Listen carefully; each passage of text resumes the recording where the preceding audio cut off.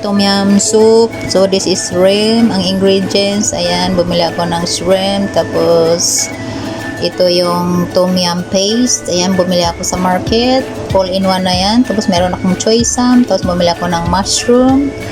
So ayan guys, so ready to mix na ang tom yum paste. So ayan, marami mabibili ka dyan sa grocery store or any sa market. Makabili ka ng ganyan guys. Pagkatapos yun, nag-boiled water ka. Tapos ilagay mo yung onion, yung choy sam, yung mushroom. Ayun, pag lumambot na ang mushroom, tsaka muna ilalagay ang shrimp, tapos ilagay mo yung tom yum paste. So ayan, ready to eat na guys. So let's eat.